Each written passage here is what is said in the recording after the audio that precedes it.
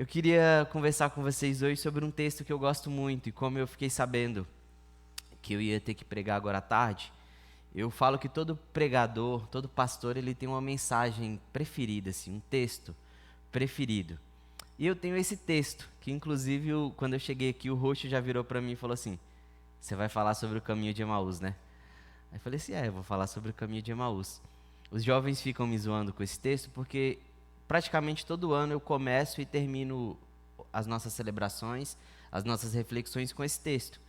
E já tem pelo menos uns 6 anos que esse texto tem sido uma base assim, para o meu ministério, para aquilo que eu acredito de comunidade, de igreja. Um texto que eu gosto muito está lá em Lucas 24, a partir do versículo 13. É interessante pensar esse texto.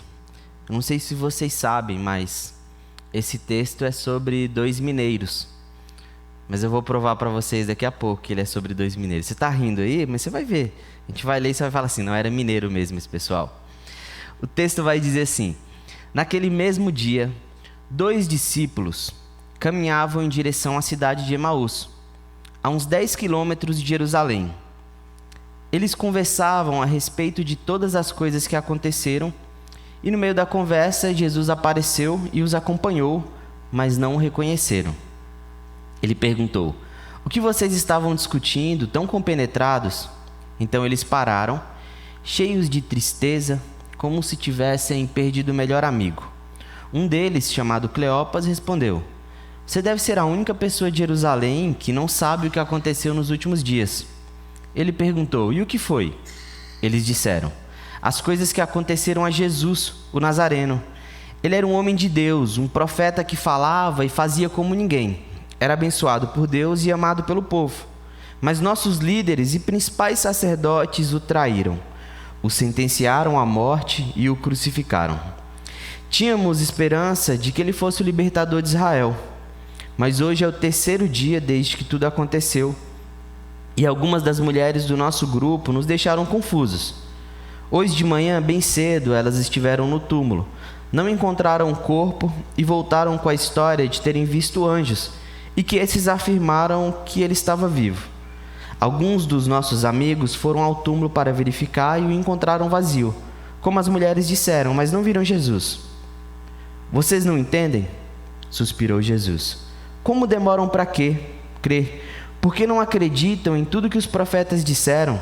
Não percebem que tudo isso tinha de acontecer, que o Messias tinha de sofrer antes de entrar na glória?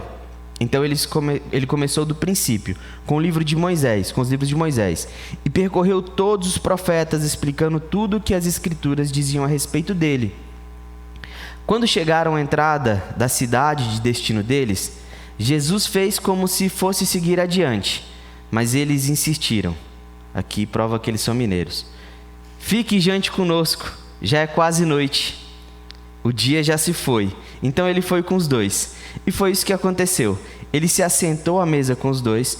Tomando o pão, ele o abençoou, partiu e deu a eles. Nesse momento, seus olhos se abriram e eles o reconheceram. Então ele desapareceu. Impressionados, comentavam: não sentíamos um fogo enquanto ele conversava conosco no caminho, enquanto nos explicava as Escrituras? Eles não perderam um minuto e voltaram para Jerusalém. Encontraram os 11, seus amigos reunidos ali, dizendo: aconteceu mesmo, o mestre ressuscitou. Simão viu. Então os 2 contaram o que havia acontecido no caminho e como reconheceram quando ele partira o pão. Eu disse que era 2 mineiros. Negócio de tá andando, não, entra aí, vamos comer alguma coisa. Isso é coisa de mineiro. Então eu tenho essa leitura aqui que esses discípulos eram mineiros. Mas voltando ao texto, esse texto ele tem sido essa base de fé, de que traz esses princípios que a gente vai conversar hoje como algo que norteia para mim a ideia de uma comunidade, a ideia de uma caminhada. Às vezes a gente pensa, quando a gente fala aqui na igreja, sobre alcançar o próximo, sobre trazer pessoas para Jesus. Às vezes a gente está sempre pensando em alguém que não conhece, que não teve essa vivência, essa experiência. Mas eu falo que eu tenho tido um chamado quase assim para caminhar com gente que está sem esperança. Gente que saiu de uma comunidade machucada, gente que colocou suas esperanças de uma forma que se sentiu machucada, se sentiu decepcionada e tem vivido esse tempo de caminho de Emaús, esse tempo onde se caminha, mas não consegue perceber Jesus, onde se caminha com uma tristeza sobre algum lugar que você depositou a sua esperança e aquilo não veio da forma que você imaginou. O Fábio tem conversado com a gente sobre esse lugar de buscar uma esperança que enfrenta o medo, uma esperança diante do medo. E para mim esse texto ele é sobre 2 discípulos que no fundo estavam tristes, mas também estavam com medo do próximo passo, com medo do que havia de vir. Afinal, eles deixaram tudo o que tinham para caminhar com quem eles acreditavam que era o Mestre, com quem eles acreditavam que era o Senhor, o Salvador. Só que de alguma forma essa esperança que eles tinham se misturava com uma expectativa que Jesus não se propôs a fazer. E aí quando a gente vai pensar esse texto, eu fico pensando como que a gente age hoje em dia quando a gente conversa com alguém que está sem esperança. Eu gosto muito dessa ideia desse Deus que caminha, Jesus sendo Deus que caminha. Além de achar isso muito poético, isso é muito simbólico. Porque talvez se fosse a gente encontrando no caminho com 2 discípulos, a gente ia estar assim: ô, seus desviados, vocês caminharam com Jesus, agora vocês estão querendo sair? Como assim? Vocês perderam a fé? Já ia chegar talvez com uma bronca, talvez dizendo assim: como assim vocês estão abrindo mão disso, abrindo mão da sua fé? Como é que vocês estão... A gente não aprende a caminhar com as pessoas. E aí você para pensar que Deus, na figura de seu Filho Jesus, caminha 10 quilômetros. Uma vez eu corri uma prova de 10 quilômetros. Pode não parecer, mas houve um dia onde essa pessoa que vos fala foi quase um atleta. E eu corri uma prova de 10 quilômetros. E parece que não vai acabar nunca. E eu estava correndo. Demorou 1 hora e 10 minutos. E aí eu fico pensando, se esse pessoal estava andando, deve ter demorado umas 2, 3 horas, André. 3 horas de prosa. E Jesus caminhando com esses caras. Ouvindo, falando sobre o texto. E às vezes a gente não tem essa paciência ou essa disponibilidade de caminhar, de ouvir, de pensar um Deus que caminha, mas de pensar um Deus que escuta. Fico pensando que se fosse eu, os caras estivessem sem fé, eu já faria logo um milagre aqui, ó. Fogo, água, sei lá, uma coisa meio desenho do Avatar. Assim, tá vendo, gente? Eu sou Jesus, vocês têm que acreditar aí. Não tem... Eu acho que eu não teria paciência de caminhar. E aí você vai ver Jesus que ele podia fazer qualquer coisa para ele se provar, para ele dizer, para ele fazer essa galera recuperar a fé. E o que ele vai fazer? Caminhar e escutar. E eu acho que ele faz isso para que a gente não tenha desculpa. Porque a gente sabe caminhar. A gente sabe escutar.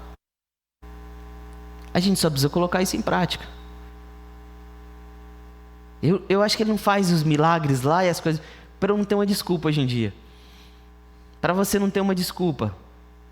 Para caminhar e escutar aquela pessoa que de alguma forma perdeu a esperança, que de alguma forma está triste, que de alguma forma está decepcionada com Deus, está decepcionada com Jesus. Porque é isso que aconteceu com os discípulos. O texto vai dizer que os discípulos eles tinham uma expectativa sobre Jesus, que ele fosse o libertador de Israel. E uma expectativa que não era só deles, tinha uma grande massa, um grande público que esperava que Jesus fosse um libertador de Israel. Israel vivia sob a opressão de Roma. Essa figura do Messias, ela já se confundia com um rei Davi, então um rei que seria um grande poderio militar, que ia libertar esse povo da opressão. E aí Jesus vem com um papo assim: é do reino de Deus que eu estou falando, é sobre amar o próximo. Não, gente, não adianta vocês quererem me coroar rei aqui, meu reinado não é desse mundo. Pedro, não adianta pegar a espada não, irmão, eu vou colocar a orelha do cara lá no lugar. Não adianta, eu não funciono assim. Esses discípulos, eles têm essa expectativa de que Jesus fosse um Jesus que eles colocaram na cabeça dele, mas que Jesus nunca se propôs a ser. E quem é que nunca fez isso? De querer que Jesus fosse do seu jeito, que agisse, que fizesse as coisas que você acha que tem que fazer. E aí você tem um texto onde Jesus, o Deus conosco, se coloca a caminhar e escutar a dor do outro. E é interessante que o texto continua dizendo que Jesus, em vez de fazer os milagres dele, quando ele vai falar, depois de escutar, o que ele faz? Ele vai para o texto. E ele começa a caminhar e contar a história desde Moisés, desde os livros de Moisés, Gênesis, Êxodo, passa pelos profetas. E ele faz uma coisa que parece que tem 2000 anos que ele fez, que ele ensinou e que a gente ainda precisa aprender. Que ele pega o texto e ele faz com que o texto, e o texto que Jesus tinha não é Mateus, Marcos, não é as cartas de Paulo, ele tem o Antigo Testamento. E ele faz com que esse texto aponte para ele. Ele faz com que esse texto tenha sentido a partir da vida dele. E a gente continua vivendo um mundo onde a gente, enquanto igreja, enquanto povo que se diz de Deus, usa o texto para legitimar nossas violências, para legitimar o que a gente quer falar, o que a gente quer fazer, para ter domínio sobre o outro, para trazer culpa.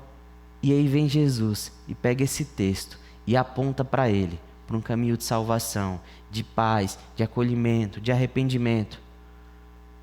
A gente precisa aprender a ir para o texto, como Jesus fazia, de uma forma que o texto aponte para ele. O texto não é só uma doutrina por uma doutrina, o texto é sobre uma pessoa antes de tudo.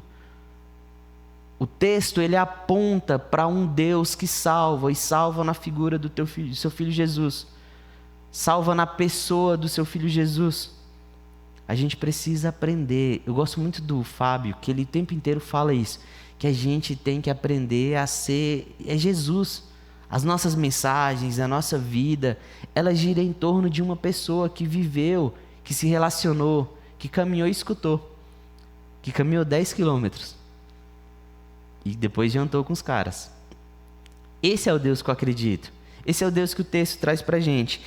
E aí, quando a gente continua esse texto, o texto vai dizer que Jesus, ele se senta à mesa, ou que ele vai comer, na verdade. A gente tem essa figura, eu gosto muito dessa metáfora da mesa. Mas Jesus vai, ele aceita comer com os 2 discípulos lá, que eu tenho quase certeza que é mineiro. E ele senta, vai lá, vai comer. E que nessa hora, Jesus faz uma coisa. Eu tive uma aula no seminário que ela nunca saiu da minha cabeça.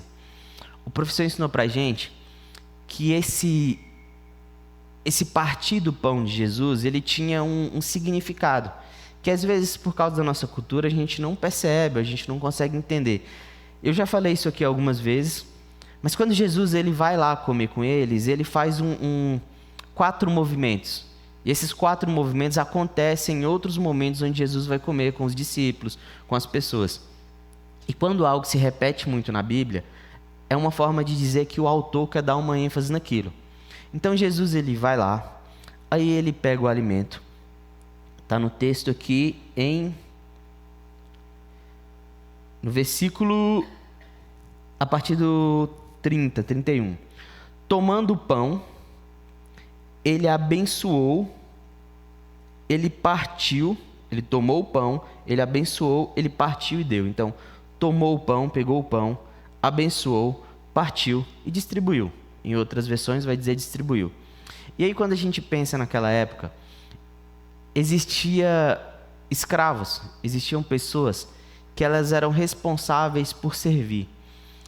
E essas pessoas, esses escravos, esses servos, eles eram quem partiam pão e distribuíam. Mas existia aquele que era o anfitrião. E o anfitrião tinha aquele momento lá de: o pão está aqui, eu vou orar, vou abençoar. E aí ele entregava para um servo. Esse servo partia o pão e esse servo distribuía um pão. Assim como se a gente pensasse, sei lá, o garçom que serve as pessoas. Então, existia um servo que era responsável por aquilo.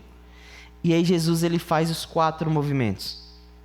E quando a gente pensa em Jesus fazendo os 4 movimentos, e até um dos textos onde ele faz isso, que é o lava-pés, ele está ensinando para a gente uma lição que a gente tem que aprender.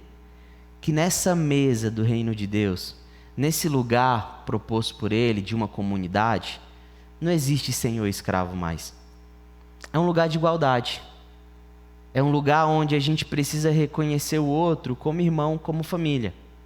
Não tem o do lugar do rico e do pobre. Não tem o lugar do que é senhor e do que é servo. A gente precisa entender que nos nossos ambientes de comunidade, a gente precisa aprender a se enxergar, respeitar as diferenças que a gente tem, mas aprender a se olhar enquanto irmão, enquanto família. E é nesse momento que esses discípulos, eles reconhecem que Jesus era Jesus. Não é no momento da palavra, não é no momento que Jesus, faz qualquer outra coisa. É no momento que ele parte o pão, que ele distribui o pão, que os discípulos reconhecem que ele era Jesus. Esses discípulos já tinham visto Jesus fazendo isso antes. Se a gente não entender que nesse partir do pão, e no partir do pão para a gente hoje, na nossa partilha enquanto comunidade, que é nesses momentos que a revelação acontece, a gente vai continuar vivendo de forma superficial o reino de Deus e o Evangelho. O texto continua e diz que Jesus some. E existem algumas interpretações de pescadores que estudavam a Bíblia e que eles vão dizer que é nesse momento que Jesus vai morar dentro do coração dos discípulos. Que é nesse momento que as pessoas conseguem perceber na comunhão que Jesus faz presente. E o texto vai dizer que eles conversando entre eles, um vira para o outro e fala assim: nosso coração não estava ardendo enquanto ele explicava para a gente as escrituras?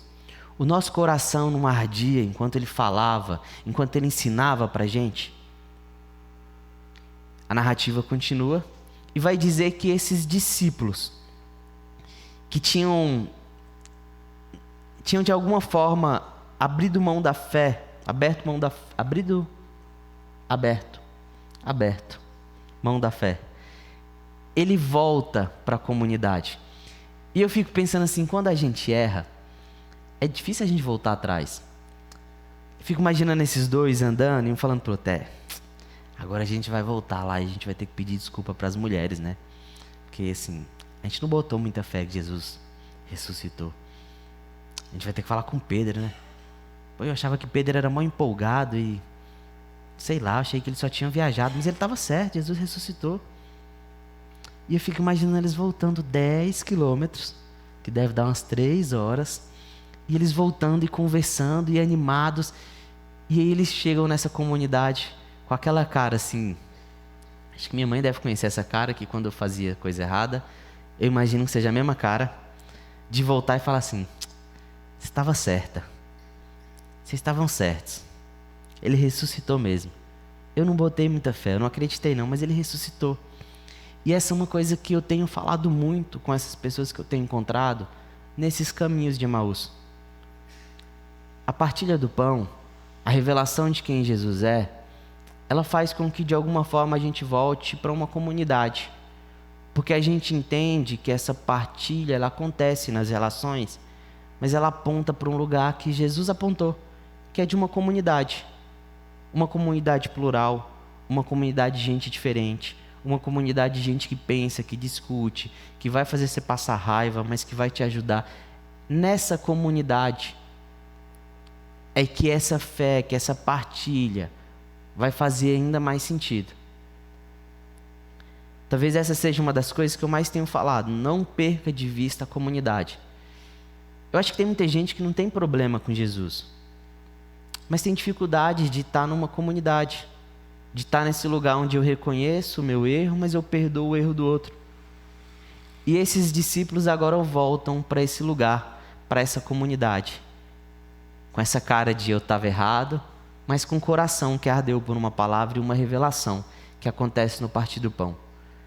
E por que esse texto ele tem norteado e ele tem sido base? Porque eu imagino de ministério, porque eu quero construir nos jovens, porque eu imagino numa comunidade. Porque esse texto fala para mim sobre duas disciplinas que vão sempre nos ajudar nos nossos momentos de desesperança. A primeira delas é a escritura, é o texto. Eu sou apaixonado pelo texto, eu sou apaixonado pelas narrativas. Eu fui estudar isso, a gente está construindo um contexto agora para a gente entender melhor essas narrativas. Eu acho muito poético quando os discípulos vão dizer: o texto, ele explicando o texto, fazia o nosso coração arder. O que aquecia o nosso coração durante essa caminhada foi ele explicando o texto. Eu não sei se vocês já tiveram essa experiência, mas tem momento de desesperança que o texto ele aquece. A desesperança ela é um frio danado, de um mineiro quando chega em São Paulo, em julho. Mas o texto aquece, o texto é fogo para o nosso coração. Ele reacende, ele faz com que a gente consiga caminhar mais um pouco. Mas eu também sei que o texto pelo texto não traz fé, não traz revelação por si. Tem muita gente que sabe muito do texto, mais do que eu, mais do que o Fábio, mas que não consegue mais viver uma relação, perceber uma revelação de quem Jesus é. Porque a revelação, ela acontece na comunhão. Esse é um dos discursos e uma das coisas que eu mais acredito na minha vida. A revelação de Jesus, ela acontece na comunhão. Tem uma frase que eu gosto muito, que eu não vou lembrar o autor agora, mas que diz que eu procurei Deus e não encontrei. Eu procurei a mim mesmo e também não me encontrei. Eu procurei o próximo e nos encontramos os três. Eu acredito nisso, de uma revelação de um Deus que se revela na pessoa de Jesus, numa comunidade.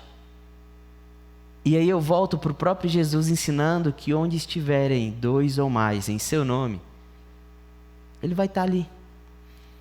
Esses discípulos, eles de alguma forma, no meio de toda essa desesperança e esse medo, no fundo, eles se reuniam ali, eles tinham algo em comum. Uma expectativa, um desejo, uma saudade da pessoa de Jesus. E nesse momento onde eles partilham pão, Jesus se revela. A minha oração para a nossa comunidade é que a gente seja uma comunidade que saiba ler o texto, que saiba trazer o texto como uma fogueira, para que todo domingo, toda terça, nos nossos pequenos grupos, nos nossos grupos de estudo, que a gente tenha esse momento de sentar ao redor dessa fogueira, de aquecer nosso coração, de aquecer nossa vida, de fazer com que isso queime dentro da gente. Olhar para esse texto de forma que ele aponte cada vez mais para Jesus.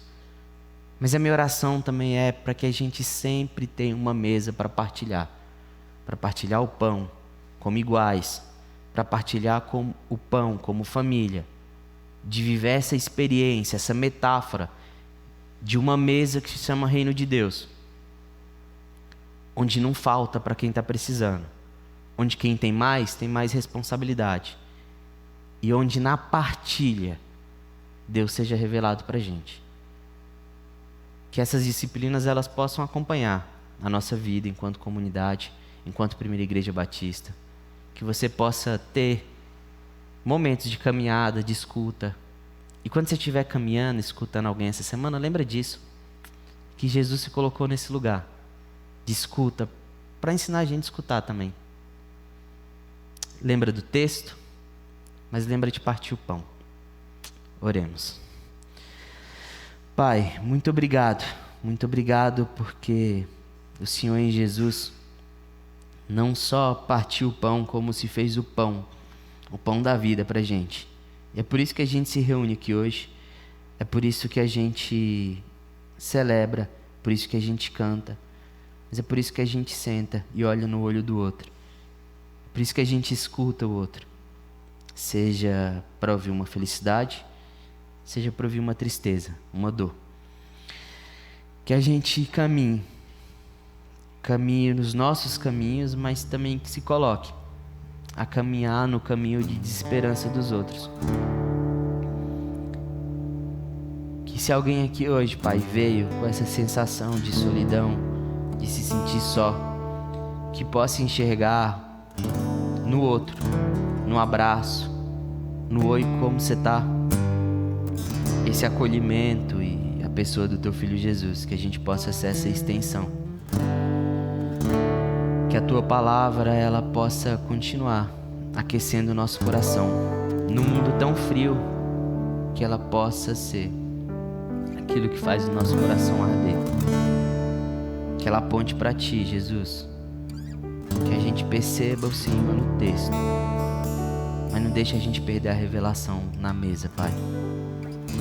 Que essa revelação, que esse aquecido coração, ele possa sempre apontar para o seio de uma comunidade, de gente diferente, mas que numa mesa se enxerga como igual, como família.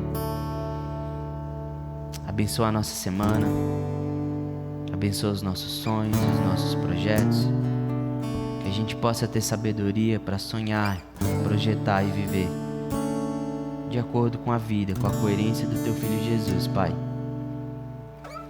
Que a gente possa ser essa igreja que acolha não só quem se parece com a gente, não só quem está feliz e bem na fé, mas essa galera que está chegando machucada, e que essa experiência de comunidade ela possa ressignificar não só a fé de cada um, mas a fé da nossa própria comunidade, fazendo da gente cada vez mais parecido com o Teu Filho Jesus, Pai.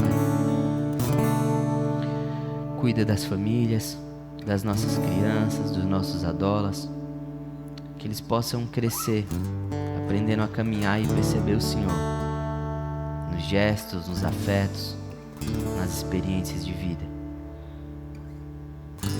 Que a gente olhe cada vez mais para essa mesa, deixando de lado os nossos preconceitos, deixando de lado as nossas violências e acolhendo cada um e cada uma como família. Essa família do reino de Deus, essa família que a gente chama de igreja. Obrigado, Pai, em nome do Teu Filho Jesus que a gente ora. Amém.